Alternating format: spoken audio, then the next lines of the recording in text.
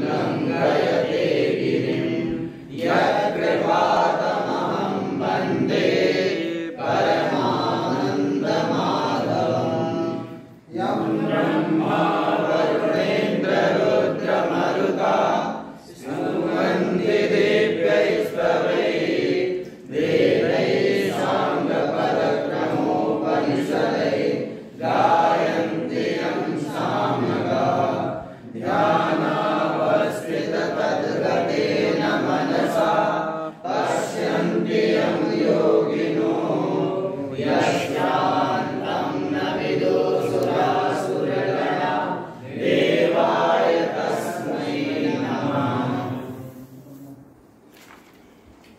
श्रीभगवानुवाच श्रीभगवानुवाच अभयं सत्त्वसंशुद्धिः अभयं सत्त्वसंशुद्धिः ज्ञानयोगव्यवस्थितिः ज्ञानयोगव्यवस्थितिः दानं दमश्च यज्ञश्च दानं दमश्च यज्ञश्च स्वाध्यायस्तपयार्जवम् स्वाध्यायस्तपआर्जवम् अहिंसा सत्यमक्रोधः अहिंसा सत्यमक्रोधः त्यागः शान्तिरपैशुनम् त्यागः शान्तिरपैशुनम् दया भूतेष्वलोलुप्त्वम् दया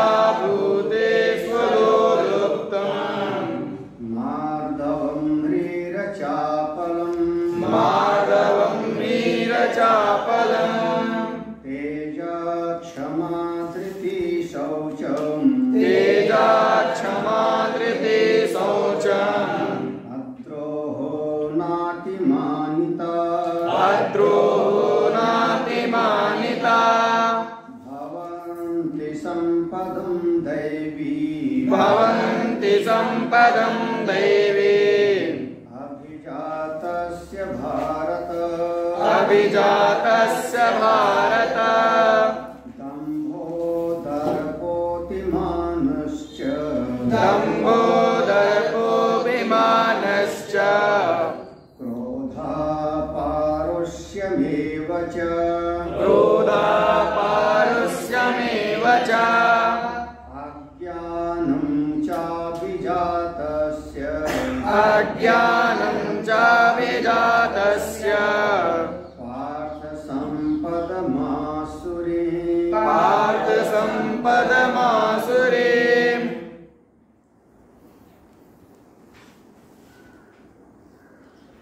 भगवत प्राप्ति के लिए मन की शांति हो, चित्त हमारा परमात्मा से जुड़े, इसके लिए दैवी संपत्ति का होना आवश्यक है। सृष्टि में दो प्रकार के मनुष्यों की सृष्टि हो, उनके मन के गुण के अनुसार, उनके मन के लक्षण विशेषण के अनुसार, दैवी संपत्ति वाले और आसुरी संपत्ति वाले। इस प्रसंग में निश्चित रूप से इसको समझना कि आसुर माने कोई ऐसा सींग पूंछ वाला नहीं, कोई लोक विशेष में, कोई जगह विशेष में रहने वाला नहीं। मनुष्य के ही शरीर के भीतर अगर इस प्रकार के गुण हैं तो देवता है, और दूसरे तरह के गुण हैं तो वो असुर है।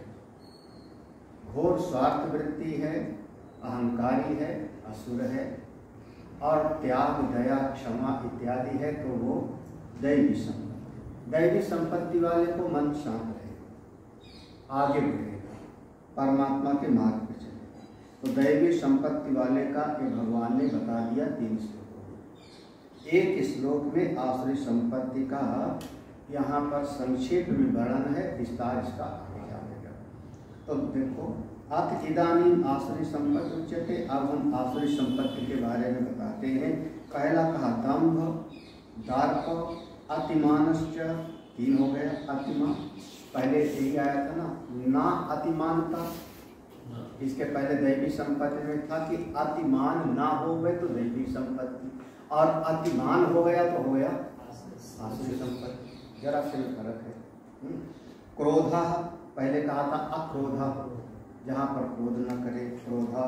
पारुष्य में च, पारुष्य कहते हैं, पारुष्य माने कठोर वचन, ऐसी वाणी बोले कि दूसरे का मन ही छलनी हो। अज्ञानम च, और साथ ही साथ अज्ञानम च अभिजातस्य, अभिजातस्य माने जो अच्छी प्रकार से जन्म लिया है, जिसकी उत्पत्ति हुई है। अभिजात माने केवल यहाँ पर देवता नहीं, केवल श्रेष्ठ नहीं। अभिजातस्य माने जातस्य माने उत्पन्न होना, आदि वहाँ पर उपसर्ग है, तो आदि उपसर्ग है जिसकी उत्पत्ति हुई है, जिसका जन्म हुआ है मनुष्य के शरीर में। तो उनमें से ऐसी संपत्ति वाले अगर हैं तो हे पार्थ संपदम आसुरी, ये सब आसुरी संपत्ति वाले हैं, ये सब असुर हैं। अब एक एक शब्द का अर्थ लगाते हैं। दंभो धर्म ध्वजित्वम, सबसे पहले शब्द कहा दंभ। दंभ माने किसको? धर्म ध्वज। ये धर्म ध्वजी की हम लोगों को वो थोड़ा सा समझना चाहिए इसको। धर्म ध्वज कहते हैं कि जैसे अपने यहाँ पर राजनेता लोग हैं, बहुत सारे नेता लोग होते हैं, झंडा उठाए हैं जय श्री राम का, हिंदू धर्म के उद्धार का। झंडा किसका है? ध्वज माने झंडा, तो ध्वज किसका है? हिंदू धर्म के उद्धार के लिए। और प्रयोजन क्या है? भीतर मतलब क्या है? अपनी कुर्सी जीते, अपना पद हो गए, अपना परिवार बढ़ाओगे, तो उसको कहेंगे धर्म ध्वज। मतलब धर्म का झंडा हाथ में है, लेकिन दिल में वो धर्म वाले लक्षण, दैवी संपत्ति, तो उसको कहेंगे धर्म ध्वजी। धर्म ध्वजी जो है ये एक बहुत बड़ा एक गाली है, एक गाली है हमारे शास्त्रों में। और एक जगह पर ऐसे लिखा, इस ज्ञान को धर्म ध्वजी को नहीं सुनाना चाहिए, धर्म ध्वजी को नहीं ज्ञान देना चाहिए। जैसे अब ऐसे समझ लो, अपने ही समाज में कुछ ऐसे भी हमारे समाज में वो लोग होंगे जो है तो मांगने वाले हैं, तो भिखारी मांगने वाले, लेकिन स्टेशन पर जब वो श्रृंगार करते हैं त्रिपुंड का, माला का, तो देखो लगेगा जिससे बड़ा कोई धर्मात्मा हरिद्वार में ही नहीं होगा। ध्यान नहीं दिया कभी? पूरा का पूरा जो दुकान पे मांगने वाले आते हैं देखो, और अरे अपने आनंद उत्सव के बगल में कंजर लोग रहते हैं, है ना, अपने यहाँ भी कितनी बार आते थे मांगने को, कपड़े दे दो। हाँ, वो पूरा माला, कमंडल को पीतल वाला या कोई और कमंडल, उनके सामने आप नहीं लगोगे महात्मा, बिल्कुल नहीं। हम लोग तो बेकार थे। वो माला हो, उसे बाल होंगे, 5-6 मालाएं होंगी, वो त्रिपुंड होगा, कमंडल होगा, तो क्या है? बोले 100 रुपया दे दो, 10 ही दे दो, 5 ही दे दो, तो चाय पिला दो, तो उसको कहेंगे जो धर्म का ध्वज लिए हुए है। ध्वज माने दूर से दिखाई पड़ता है, तो धर्म का ध्वज है, लेकिन वास्तव में उसका चित्त धर्म से युक्त, ये बहुत बड़ा दोष हो गया, बहुत बड़ा दोष हो गया। एक आप लोगों के लिए, जो कि कम लोग हो, तो मैं एक वर्णन इसमें ले लेता हूँ। अभी अभी दैवी संपत्ति के लक्षण गिनाए हैं ना, 26 लक्षण गिनाए हैं, तो वहाँ पर सब में अगर देखोगे तो भीतर दया की वृत्ति है, करुणा की वृत्ति है, ऐसे है ना, दया है, अहिंसा है, सत्य है, अक्रोध है, करुणा है, ऐसी वृत्ति है। एक ऐसी कन्या है, एक ऐसी कन्या है जो पूजा करती है भगवान की, आराधना करती है भगवान की, और उसका पति सारे समाज को सताता है। नाम तुलसी, वृंदा नाम था तुलसी। हाँ, तो वो नारायण की उपासक है, भगवान की उपासना करती है, और उसका पति क्या नाम था उसका? एक जगह पर सिख ही ध्वज करके आया है, और एक जगह पर जालंधर, दोनों बातें। सिक्खी ध्वज भी नाम है। तो अब सिक्खी ध्वज वही हो गए ध्वजा। तो अब वह जो जालंधर नाम का आदमी है वो तो आसुर वृत्ति वाला है, वो सबको सताना और काटना मारना उसका वही काम है, यही ना। तो अगर आप पूजा करती हो या भगवान की आराधना करती हो, जो शक्ति मिलती है उस शक्ति को अगर आप अन्याय वाले के साथ में लगा दिया तो आप भी तो खराबे हो गए। जैसे समझो कारण है, वीर है, दानी है, सब है ना, दानी है, वीर है, यहाँ तक कि उसके जैसा कोई योद्धा उस समय पर नहीं था, परशुराम का शिष्य है। और उसके उपरांत भी अपनी सारी शक्ति को लगाया किसके साथ? अधर्म के साथ, दुर्योधन के साथ ना। तो स्वयं भगवान उसको मरवाते हैं, तो ना यहाँ तक कि धर्माधीश उनकी मृत्यु के लिए भगवान व्यवस्था बनाते हैं, इस प्रकार से इसको मारा जाए। द्रोणाचार्य ये सब तो श्रद्धेय थी। तो अगर आपके पास कोई शक्ति है, साधना के द्वारा कोई शक्ति का संपादन आपने किया है, तो अन्याय में नहीं लगाना चाहिए ना। और अगर उस शक्ति को आप आसुरी संपत्ति वाले के साथ लगाते हो तो आप भी वध के योग्य हो। तो फिर आप अपने धर्म को समझे नहीं। देखो अगर वहां उस प्रसंग में ले आए तो वो करती क्या है? पूजा तो करती है भगवान की, और मन से सारा वो तपस्या का फल दे देती है, मेरा पति अमर रहे, मेरा पति कभी पराजित ना हो। वो जैसे गदा लेके लड़ने जाता है कहीं पर तो बैठ जाती है पूजा पर। जब तक वो लौट के नहीं आवेगा जीत कर, तब तक मैं अन्न जल ग्रहण नहीं करूं। ऐसे है ना वर्णन, सुना कि नहीं उसकी कथा? हाँ। अब उसका पति जाके पूरे नगर का सत्यानाश करे। तो तुमने अपनी शक्ति का उपयोग कहाँ किया? आसुरी संपत्ति में ना। तब तुम्हारी उस शक्ति को फिर डिगाया जाएगा।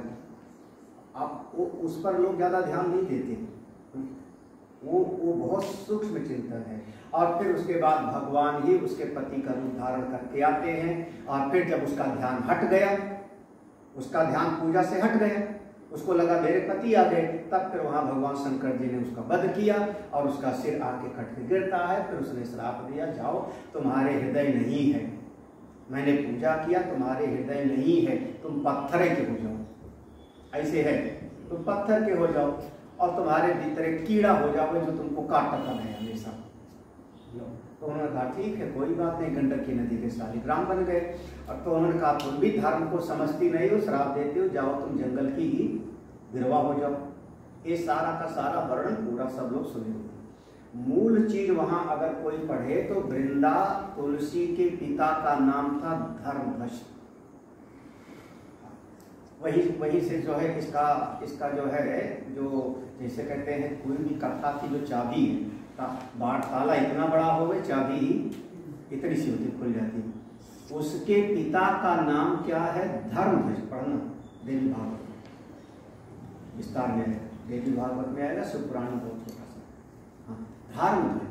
धर्मध्वज माने दिखाता है धर्म और भीतर से कोई धर्म है।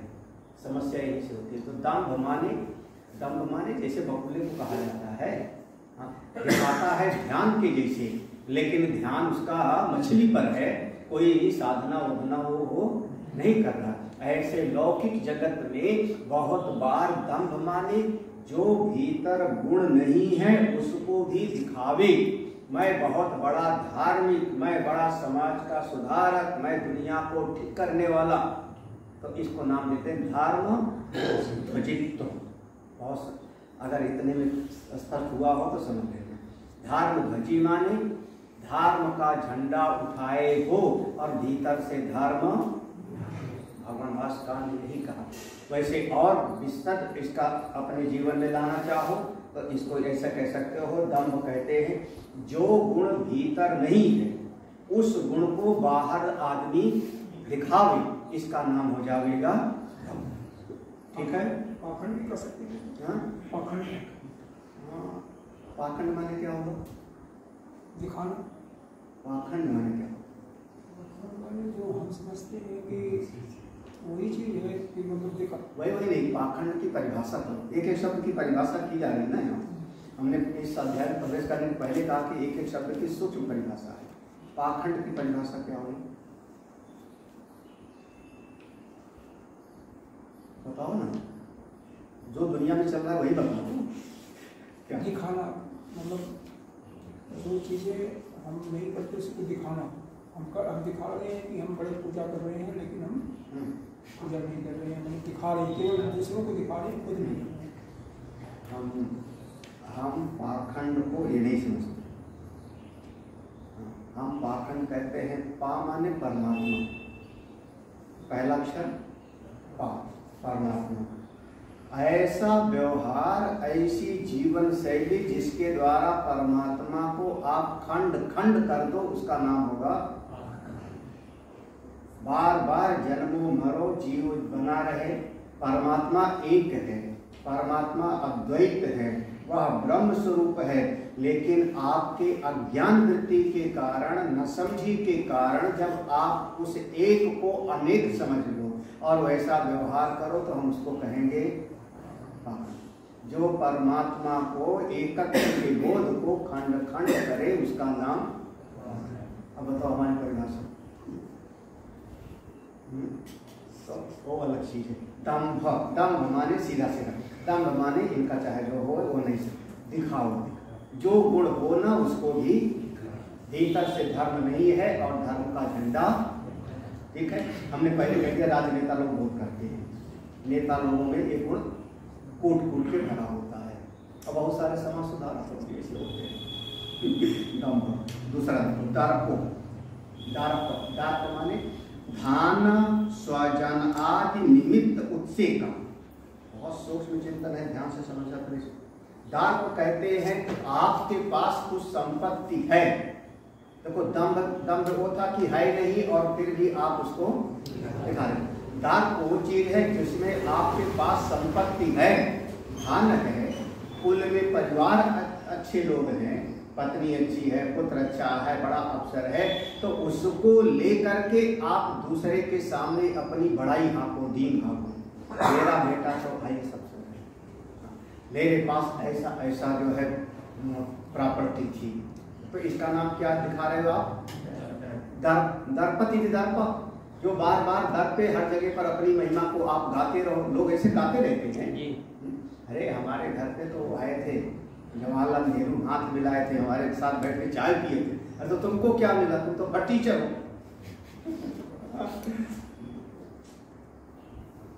अपना हमारा जो सरो स्टोरी वाला सबसे कहते हैं, जैसे जो है पानी को उलीचो, सींचो, यहाँ से उठा के वहां फेंको, तो ऐसे धन आदि के द्वारा आप अपनी महिमा को चारों तरफ गाओ, चारों तरफ आप व्यक्त करो। मैं ऐसा हूँ, कोई ऐसे वैसे नहीं हूँ, गया गुजरा नहीं हूँ, तुमको क्या पता। तो इसका मतलब हो गया, क्या हो गया वो? दाम्भ में गुण नहीं था और दिखा रहा था, दार्प में है और फिर उसको, ठीक है ना। दाम्भ दार्प। तीसरा था अतिमान। अतिमाना पूर्वोक्त पहले बता चुके हैं, दैवी संपत्ति वाले ने। वहां पर कहा था अतिमान की परिभाषा क्या दिया था, और फिर कहा था जिसके भीतर ये अतिमान नहीं है उसी का नाम है ना अतिमान। ये पहले कह दिया था। अतिमान का अर्थ अब यहाँ पर जो समझ लो सीधा सीधा, अतिमान का मतलब हुआ कि वस्तु है, धन संपत्ति है, आप बोलते भी नहीं, लेकिन भीतर मानते हो कि मैं कुछ कम तो हो। जब वो बोल दोगे तो दर्प हो जाएगा। दो को नीचा दिखाया आपने कि मैं बड़ा हूं तो दर्प हो गया, और आप नीचा नहीं दिखाए, बोले नहीं, लेकिन भीतर आप मान रहे हो कि तू कोई इतना नहीं है, मैं तो तेरे से कुछ, तो उसका नाम हो गया। कितना सूक्ष्म भेद हो गया तीनों में ना। दम्भ, दार्प, दम्भ में है नहीं और दिखावे, दार्प में है भी और दिखावे, अतिमान में है लेकिन दिखाता नहीं और भीतर उसका एक भाव तो है, मैं कोई कम, ये सब आश्रय संपत्ति में हो जाएगा।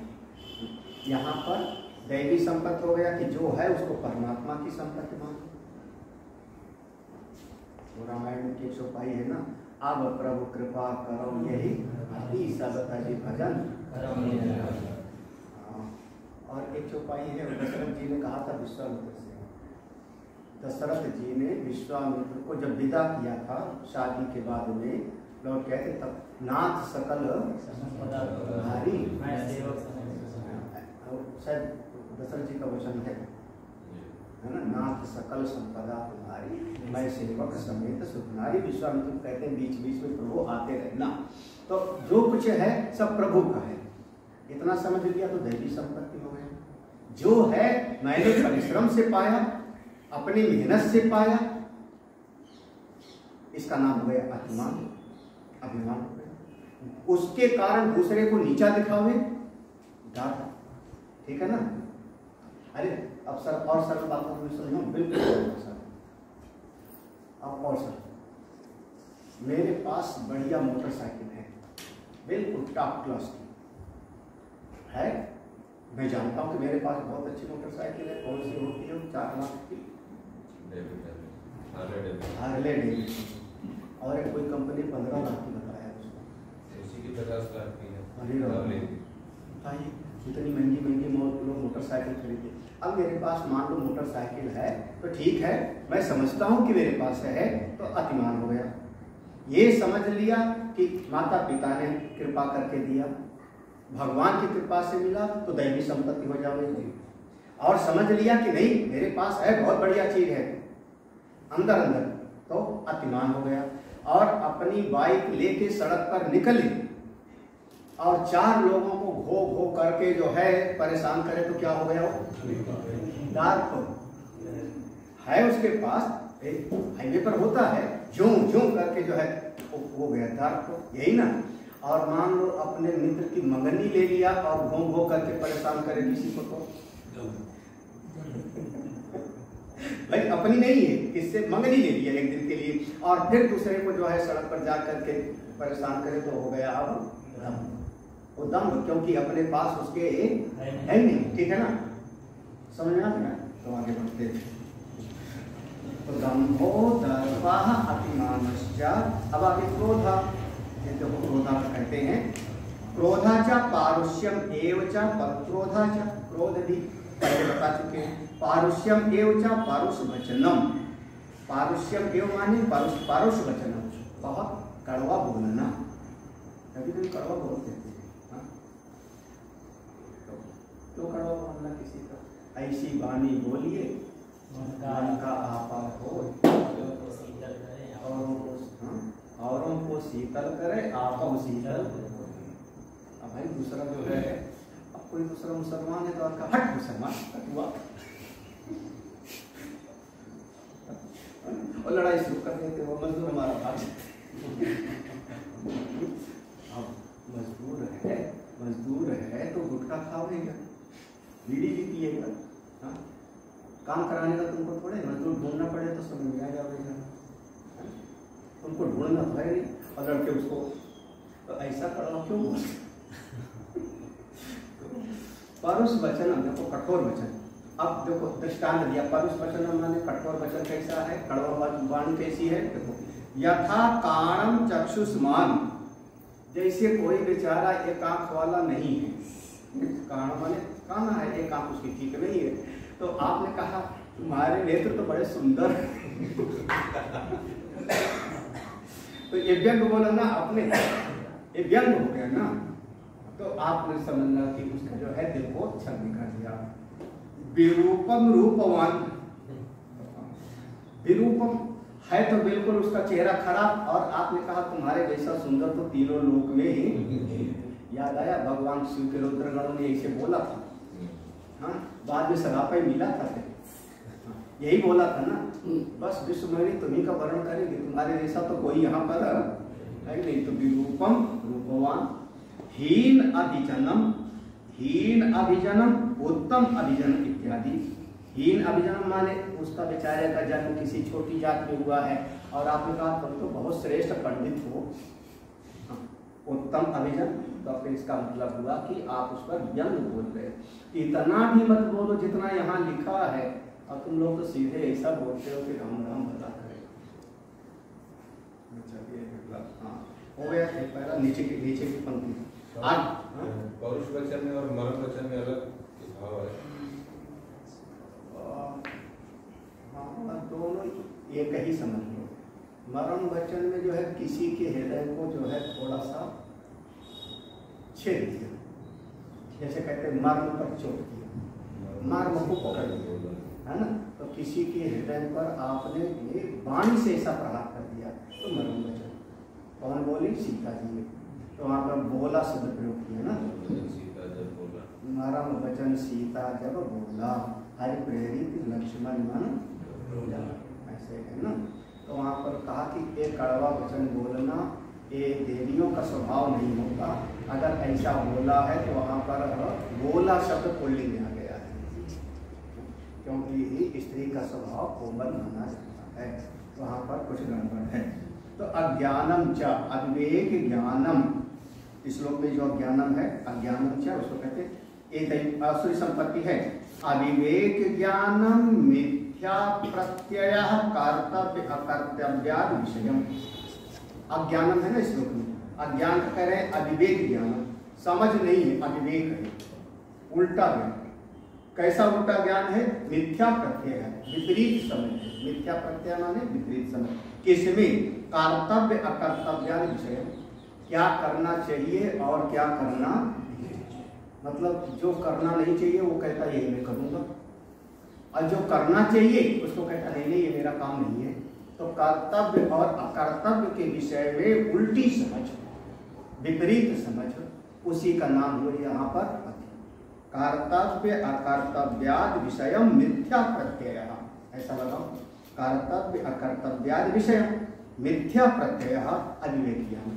कर्तव्य और अकर्तव्य के विषय में विपरीत समझ, उल्टी समझ, इसी का नाम हो गया अविवेक, वही अज्ञान है। ऐसा किसमें होता है? आसुरी संपत्ति वाले में। अभिजातस्य पार्थ, अभिजातस्य माने जो आसुरी संपत्ति में मनुष्य पैदा हुए, तो अभिजात लिखा ना।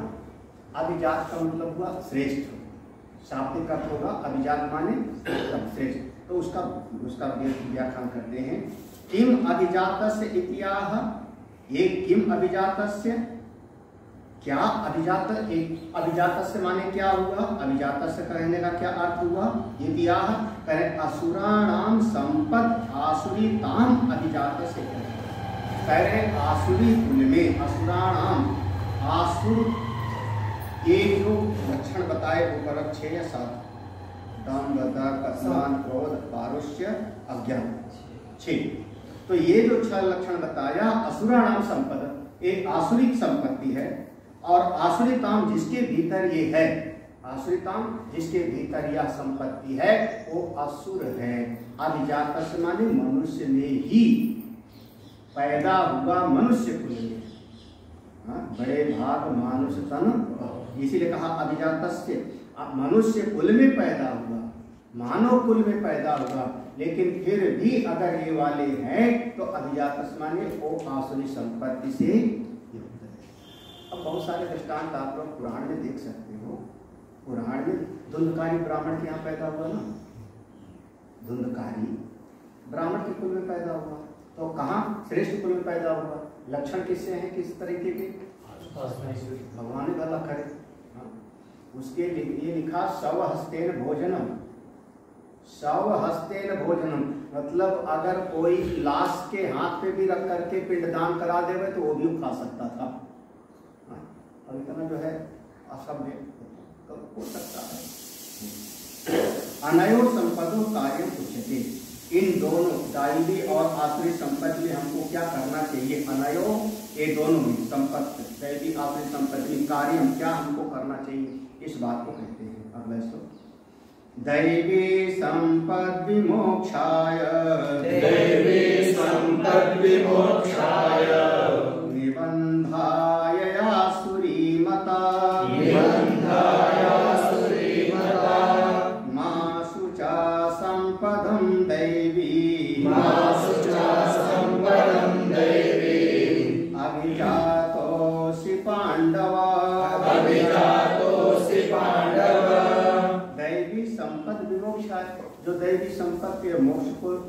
प्रदान करेगी, मोक्ष के मार्ग पर ले जाएगी। निबंधाय, बंधन में डालेगी, आसुरी संपत्ति बंधन में डालेगी।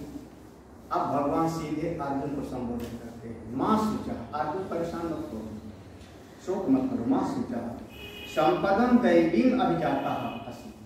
हे पांडव अर्जुन, तुम जिस कुल में पैदा हुए हो, जहाँ पैदा हुए हो, तुम्हारे भीतर दैवी संपत्ति है, तुम्हारे भीतर दैवी संपत्ति। इसलिए तुम परेशान मत हो कि अरे अरे आसुरी संपत्ति हमें दिखाई पड़ रही है।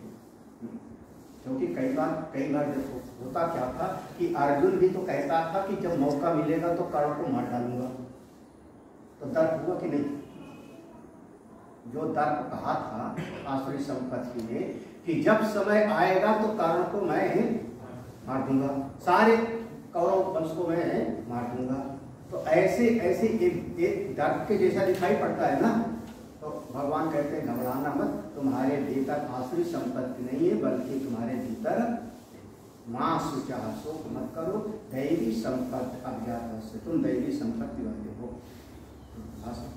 दैवी संपत्ति यासा विमोक्षाय संसार बंधना, जो दैवी संपत्ति पहले बताया गया है वह सा विमोक्षाय और मोक्ष को प्रदान करती है। कहाँ से? संसार बंधना, संसार के बंधन से छुड़ाने वाली है। और निबंधाय नियतो बंधो निबंध तदर्थम आसुरी संपद मता अभिप्रेता प्रकारा सती। निबंधाय माने नियतो बंधो निबंध, नियतो बंध, नियत है जो बंधन के लिए, जो जीव को अच्छी तरह से बांध ले। नियत माने पक्का, जैसे कई बार कहते हैं नियति, नियत एक तो प्रकृति की, तो नियत माने यहाँ पर है कि जो पक्का बांध ले गए, जिसमें छूटने का कोई उपाय है नहीं। तो नियतो बंध, जो जीव को बांध लेता है उसी का नाम है बंध।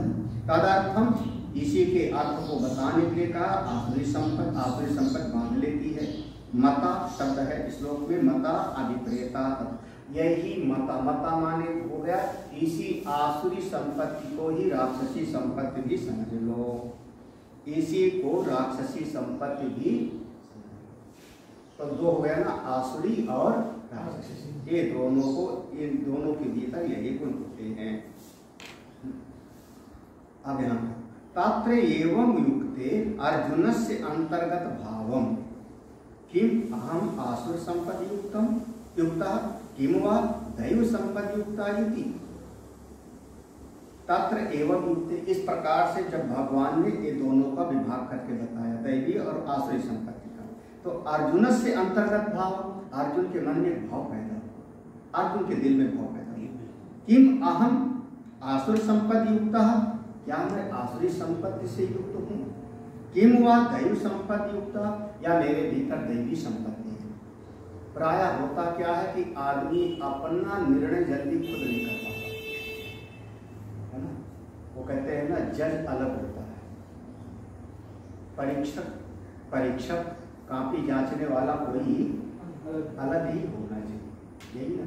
वैद्य अलग होता है, तो बहुत बार होता है डॉक्टर अपना इलाज खुद नहीं कर पाता क्योंकि वो समझ ही नहीं पाता, डॉक्टर दूसरे डॉक्टर के पास जाएंगे, वहाँ जाते हैं। तो ऐसे ही जो साधक है वो बहुत बार अपने आप को ठीक से समझ नहीं पाता, कुछ ना कुछ जो है अपने बारे में कुछ विपरीत समझ लेता। तो हमारे बारे में निर्णय लेने वाला कोई, वही आचार्य है, वही गुरु है, वही शास्त्र है। हमारे लिए क्या उचित है, एक जगह पर अकल नहीं करनी चाहिए, एक जगह पर तो अपनी बुद्धि के समर्पण का नाम ही समर्पण है। और संसार में आदमी साष्टांग दंडवत करता है, साष्टांग दंडवत, पाहिनाथ कर पाए गुसाई भूतल पर्यो लकुटी नाई, आरती उतारेगा त्वमेव माता च पिता त्वमेव बंधु च सखा त्वमेव, लेकिन जो आप कहते हो मानूंगा नहीं, दंडवत कर लूंगा, लेकिन कहना आपका। ये संतों में बड़ा व्यंग है ना, संत लोग व्यंग बोलते हैं कि आदमी भगवान को मानता है और भगवान की, ऐसे कहते हैं ना, संत को पूजता है, संत को मानता है लेकिन संत की एक बड़ी भारी विडंबना है। क्या करो, सारे समाज में ऐसे एक बहुत बड़े कथाकार हैं जो आप सुन रहे हैं तो बिल्कुल लेट जाएंगे। हाँ, मानेंगे 10 को लाए अलग चिपका के जाएंगे। 10 कमियां बता देंगे। उनकी दरवाजा ठीक नहीं, इसको लगा दीजिए, वो लगा दीजिए, वो ठीक नहीं, वो हमारा करती है। और अब दंडवत ऐसा करके महाराज आप सर्वज्ञ हो, आप भगवान के स्वरूप हो, आप तो बाकी लोग बैठे शर्माएंगे, हम कुछ नहीं कर पाते, जितना श्रद्धा भाव दिखता है। तो ये सब वो दम बदल तो कोई और परीक्षक होता है, वही कोई तो अर्जुन के मन में वही भाव आया, किम अहम आसुर संपद युक्ता, क्या मैं आसुरी संपत्ति से हूँ, किम वा दैव संपत्ति युक्ता, क्या मेरे भीतर दैवी संपत्ति है, इति एवं आलोचना रूपम आगच्छ्य आह भगवान। भगवान ने अर्जुन के चेहरे को देखा कि अर्जुन ऐसा सोच रहा है, एवं आलोचना रूपम, आलक्ष्य माने भगवान समझ गए। जब समझ गए भगवान, देख करके उसके चेहरे को समझ गए, तो भगवान ने नीचे वाली पंक्ति बोल दिया इस श्लोक में, आ भगवान क्या, माँ सुचा शोकम माँ कार्षी, अर्जुन शोक मत कर, शोकम माँ कार्षी, शोक मत करो, संपदम दैवीम अभिजाता असि, तुम दैवी संपत्ति से युक्त हो, तुम्हारे भीतर दैवी संपत्ति, अभिलक्ष्य जाता असि, अरे अभिलक्ष्य जा जो अभिजाता शब्द है ना, कल भी हमने कहा था अभिजाता माने पैदा होते समय ही, पहले कल बताया था, जैसे क्या शब्द क्या बोला था, पूत के पांव पानी से बोला था ना, तो अभिजाता असि, तुम जन्म से ही श्रेष्ठ गुण दैवी संपत्ति लेकर के पैदा हुए हो, जन्म से अभिजाता असि, दैवी संपत्ति दैवी अभिजाता असि, अभिलक्ष्य जाता असि, और जब तुम की जन्म से ही दैवी संपत्ति लेके पैदा हुए हो, अभी भी दैवी संपत्ति है, तो परिणाम भावी कल्याणात्मसि, तो आगे तुम्हारा भविष्य में तुम्हारा उद्धार होगा, कल्याण होगा। इत्यर्थ हो, हे पांडव संबोधन है, हे पांडव तुम शोक मत करो, तुम्हारे भीतर दैवी संपत्ति लेके आए हो, जन्म हुआ है, दैवी संपत्ति अभी भी है, और भविष्य में तुम्हारा दैवी संपत्ति, दो शब्दों में कह दिया, दैवी संपत्ति मोक्ष के मार्ग पे ले जाती है, और आसुरी संपत्ति। अब आगे देखो, अब इसका समापन कर रहे हैं, इस प्रश्न को समापन कर रहे हैं। द्वौ भूत सर्गो लोकेस्मिन्,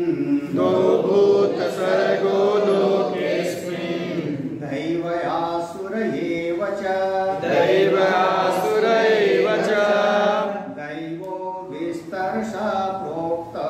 दैवो विस्तरसा प्रोक्त, आसुरं पार्थ मे शृणु,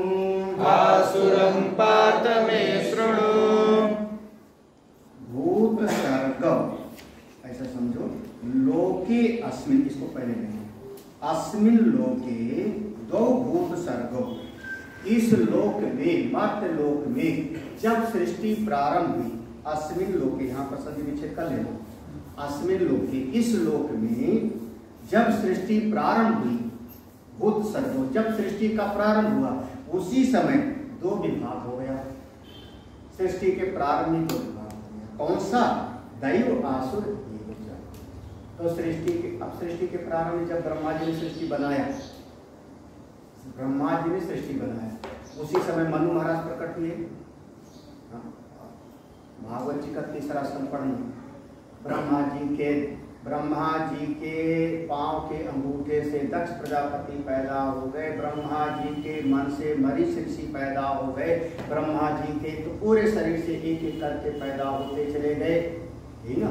फिर भीतर से उनके सनत कुमार जी पैदा हो गए, देवर्षि नारद जी पैदा हो गए, बाद में उनके शरीर के दो भाग होते हैं, और मनु और तो एक दैवी सृष्टि हो गई, यही ना। और उसी समय पृथ्वी को चुरा कौन ले गया था, हिरण्याक्ष चुराया, उल्टा ही कर दोगे तुम तो भैया, भगवान ने मारा था उसको ना, तो आसुरी सृष्टि भी उसी समय हो गई। और अब उसमें पढ़ना, उसमें वर्णन आएगा भागवत में कि जब ब्रह्मा जी बैठे थे और रुद्र भगवान प्रकट हुए, रुद्र भगवान ने कहा क्या आज्ञा है, तो ब्रह्मा जी ने कहा सृष्टि आगे बढ़ाओ, और रुद्र भगवान ने सृष्टि बनानी शुरू कर दी। तो जैसे रुद्र वैसे सृष्टि बनानी शुरू कर दी, 4 आंख वाले, बिना आंख वाले, पेट वाले, बिना पेट वाले, 100 पांव वाले, बिना पांव वाले, माने भूत पिशाच। अब वो सारी सृष्टि रुद्र की हो गई। जब सृष्टि की सारी रुद्र वाली सृष्टि बनती चली गई, जैसे वो वैसे बनाते चले गए, तब उसके बाद उन्होंने कहा भूख लगी, खाने को तो कुछ है ही नहीं।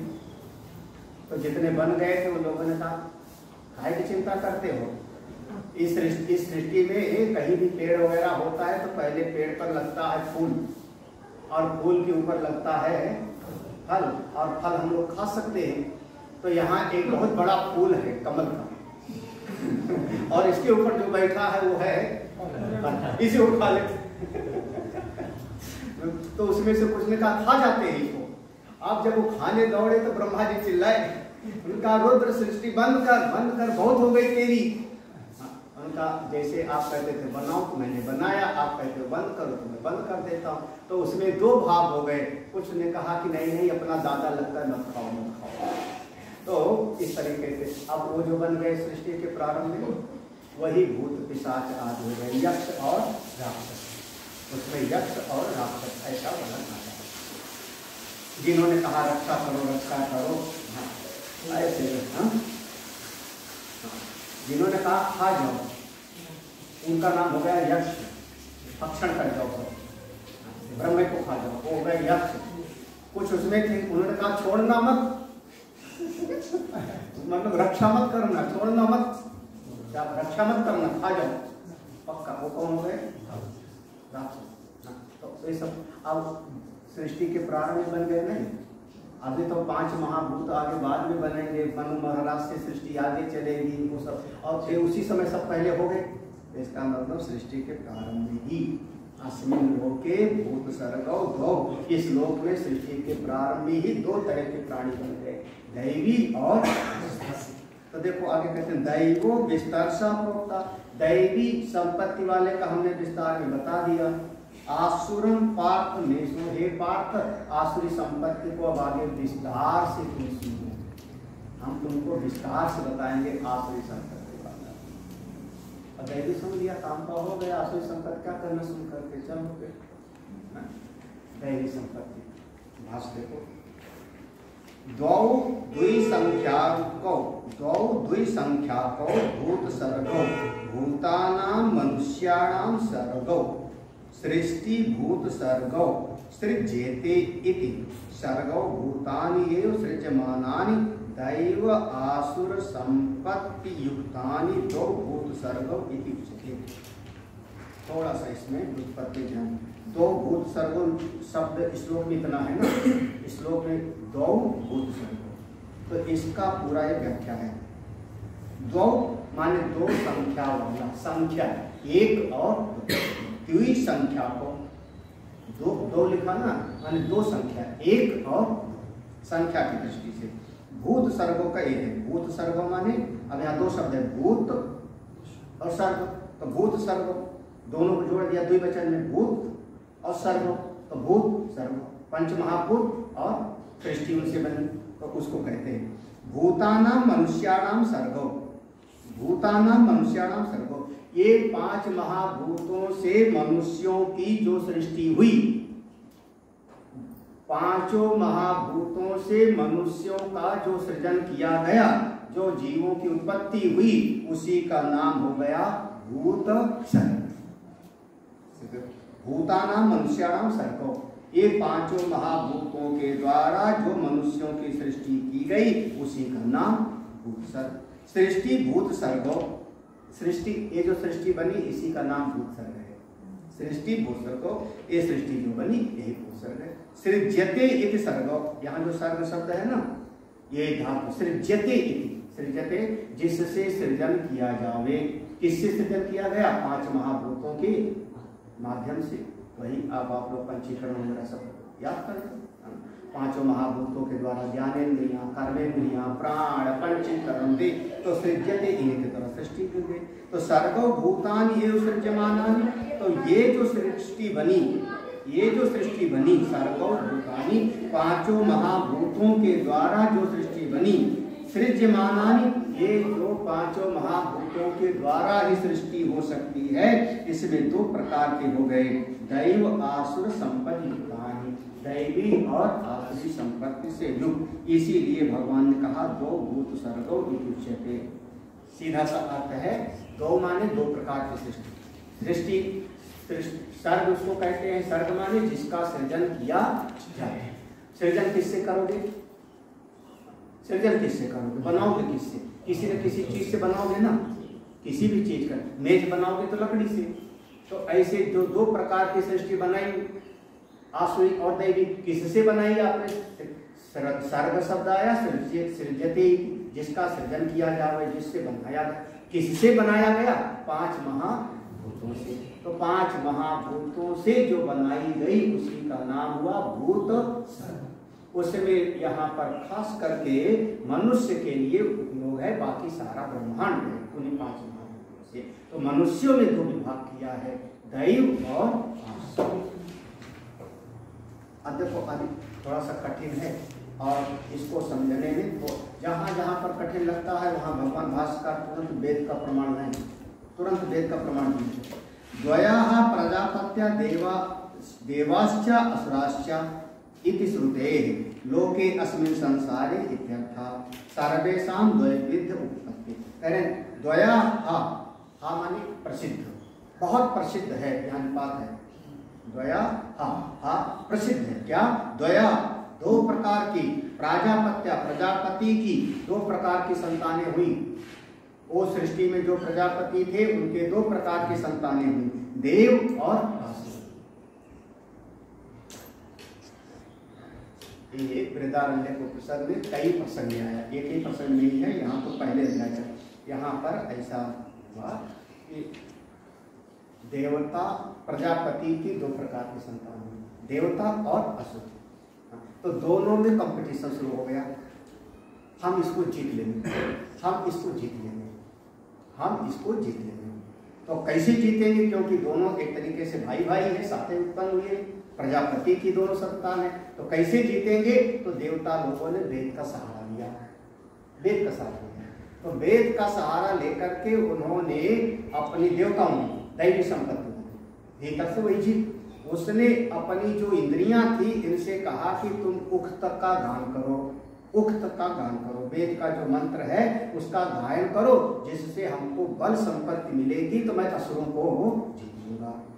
ठीक है, तो उसमें जो है अब जब उन्होंने कहा उक्त का गायन करो, ऐसा श्रेष्ठ कार्य करो, तो उसमें पांचों इंद्रियों का है, पांचों इंद्रियों का है। जैसे वाणी, वाणी को कहा गायन करो, अब वाणी गायन करना शुरू कर देती है, वाणी गायन करना शुरू कर देती है।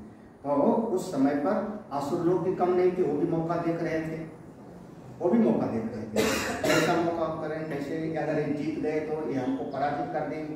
तो असुरों ने मौका देखा, तो किसी समय पर एक कोई छिद्र पा गए, दोष पा गए, एक दोष पाए। जैसे वो वेद का गायन हो रहा है तो उस समय शक्ति मिलने वाली थी, लेकिन कोई एक कमी हो गई, उसको कहते छिद्र। ओ नहीं समझ रहे, जैसे मुंह में पान खा के वेद का मंत्र पढ़ रहा है, अब मंत्र का उच्चारण सही तरीके से है, भोजन किया और ठीक से कुल्ला नहीं किया और एक आध चावल का दाना मुंह में पड़ा है और आकर के शुरू कर दिया सहस्र शीर्षा, ये हो गया छिद्र, दोष हो गया। या बाथरूम गया, दर्शन का गया, हाथ पाँव नहीं धोया, आकर के वेद पाठ करने लगा, तो ये हो गया छिद्र। ऐसे कहते अगर उस समय आया और उसने जो है आचमन नहीं किया, माधवाय नमः केशवाय नमः, तो ये हो गया छिद्र, मौका मतलब गलती।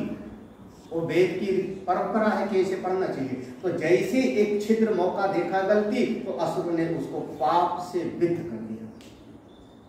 तो जो गायन कर रहा था पाप से विद्ध कर दिया, तो वो तब से वाणी तो वेद का पाठ भी करती है और असुरों ने पाप से विद्ध कर दिया, तो झूठ भी बोलती है। बस ऐसे ऐसे फिर जो है इसके वो प्रसंग में जब कभी आएगा तो जैसे अब झूठ भी बोलती है वाणी, वेद भी पढ़ती है और क्यों असुर भी करती है। ऐसे आंख से है, आंख है, ऐसे कान है, कान से हम बढ़िया प्रभु की प्रभु की महिमा सुनते हैं, लेकिन असुरों ने मौका देखा तो विद्ध कर दिया, तो कान से हम निंदा बनाएंगे। आंख से हम भगवान का दर्शन करते हैं, श्रेष्ठ यज्ञ आदि देखते हैं। भद्रम कर्णेभिः शृणुयाम देवा भद्रम पश्येम अक्षयजत्र, है ना। लेकिन अब पाप से विद्ध कर दिया असुरों ने मौका पा करके, तो इन्हीं आंखों से हम अपराध आदि भी देखते हैं। इस तरीके से है। तो प्रजापति के दो पुत्र, दो प्रकार के दैवी और आसुरी, ये वेद में लिखा है, तो ऐसे ही मान लो। प्रजापति कौन? सारे सृष्टि के प्रजा बनाने, तो सृष्टि के दो भाव है, दो भूत सर्व। सृष्टि के प्रारंभ में ही जो जीवों की सृष्टि हुई, उसमें मनुष्यों में दो भाव हो गया। इत श्रुते, ऐसा कहा गया। लोके अस्मिन् संसारी इत्यर्थ, इस संसार में। अरे सर्वेषां द्वैविध उत्पत्ति, आप वैसे दुनिया में देख लो ना, सर्वेषां सभी जगह दो तरह के लोग मिलते हैं। सर्वेषां द्वैविध, सब जगह पर दो प्रकार का समाज मिलता है, अच्छा और अपने आप में देख लो ना। वो कल हमारा जो है आदमी आए और रोड की उतरे, हमको लगता है कैंटोनमेंट वाले चौराहे को उतारा होगा उनको वहीं पर, और उनको हरिद्वार की बस पकड़नी है। टेम्पो वाले से पूछा, तो टेम्पो वाले ने कहा रास्ता बंद है, भगवान को चलो तो वहाँ से बस मिलेगा। अब रुड़की से भगवान कल दो लोग हैं, तुमको भगवान को दो, फिर भगवान को से पूछा तो फिर आए।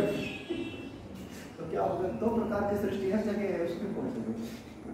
तो दो भूत सर्व लोग बिल्कुल सस्ता काउ तो भूत सर्ग इति, ये दोनों प्रकार के भूत सर्ग सृष्टि में कौन कौन से हैं? उच्चेते प्रकृतौ ये दैव आसुरीय। अरे साफ साफ इस प्रकरण में बराबर बताया जा रहा है 14वें अध्याय में। प्रकृतौ माने इस प्रकरण में, उच्चेते बताया गया है इस प्रकरण में, दैवी और आसुरी दो प्रकार के जीव यहाँ पर सृष्टि में मनुष्यों में है। अच्छा, तो कहते उक्तयो ये पुनः अनुवादे प्रयोजनम आह, पहले भी बताया। उक्तयो माने पहले कह दिया गया है क्या? दैवी संपत्ति विमोक्षाय, दैवी संपत्ति मोक्ष को ले जाता है, और आसुरी संपत्ति बंधन में डाला जाता। तो ये प्रयोजन पहले बताया हुआ है, और फिर बताया था कि दैवी संपत्ति को जीवन में ले आओ और आसुरी संपत्ति से बचो, ये बताया था। लेकिन फिर से उसको बताया जा रहा है। उक्तयो जो पहले कहा गया है, एवं उसी को ही पुनः फिर से अनुवादे प्रयोजनम, उसको पुनः फिर से बताया जा रहा है, फिर से अनुवाद किया जा रहा है। क्यों? क्योंकि ये काम की चीज है, ये थोड़ा ज्यादा जरूरी है। दैवो भूत सर्गः अभयम सत्व संशुद्धि इत्यादि। अब देखो यहाँ पर पूरा हो गया, अब यहाँ पर थोड़ा सा जो आगे है भगवान ने कहा है ना इस श्लोक में, दैवो विस्तर सा प्रोक्ता, तो उसको करें दैवो भूत सर्गः, ये दो प्रकार की जो मनुष्यों की सृष्टि है, इसमें अभयम सत्व संशुद्धि, यहाँ से प्रारंभ करके अभयम सत्व संशुद्धि पहले श्लोक से प्रारंभ करके इत्यादि ना, यहाँ से प्रारंभ करते हुए विस्तारसो विस्तार प्रकारैः प्रोक्तः कथितो, विस्तार पूर्वक बहुत अच्छी तरह से दैवी संपत्ति को कथित बता दिया गया। वही पहले भी बताया, पहले श्लोक में अभयम सत्व संशुद्धि, फिर दूसरे श्लोक में, फिर तीसरे श्लोक में बताया ना, फिर उसके बाद कह दिया दैवी संपत्ति विमोक्षा, पूरा का पूरा कथितो बता दिया गया। ना तो आसुरो विस्तरसा, ना तो आसुरो विस्तरसा, लेकिन आसुरो विस्तरसा न प्रोक्ता, आसुरी संपत्ति का अभी विस्तार में बताया नहीं। दैवी संपत्ति को तो विस्तार में बता दिया, आसुरी संपत्ति को अभी विस्तार में एक ही श्लोक में बताया था ना, 5-6 चीजें, दान दर्प और ऐसे बिना दिया था, विस्तार में नहीं बताया। भगवान को लगा कि आसुरी संपत्ति को अभी विस्तार नहीं, ना तो आसुरो विस्तार सा, आसुरी संपत्ति को विस्तार नहीं बताया। अतः तत्परिवर्जनार्थम, इसलिए आसुरी संपत्ति से बचने के लिए, तत्परिवर्जनार्थम माने आसुरी संपत्ति से बचने के लिए, परिवर्जन उससे बचने के लिए, आसुरम पार्थ में मम वचनात्, उच्यमानम विस्तरसा सुनो अवधान।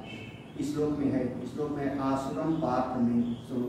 तो आसुरम आसुरी संपत्ति वाले को, हे पार्थ मम वचनात्, मेरे वचनों के द्वारा, मेरे वचन से, उच्यमानम जो मैं अभी कहने जा रहा हूँ, विस्तरसा विस्तार पूर्वक, सुनो अवधारे पक्का करके बिठा लो। तो आसुरी संपत्ति को भी विस्तार पूर्वक कहने जा रहा हूँ, इसको समझ करके पक्का कर लो। अवधारे मैंने पक्का कर लो, बिठा अपने चित्त में दृढ़ता पूर्वक समझ लो। क्यों? परिवर्जनार्थाय, आसुरी संपत्ति से बचो और दैवी संपत्ति को भीतर ले आओ। यहाँ पर श्लोक समाप्त हुआ और 7वें श्लोक से अब आपको 21वें श्लोक तक 15 श्लोक होंगे। आसुरी संपत्ति का बहुत विस्तार में निरूपण है। तो हम लोग सांस से पढ़ते हैं। ओम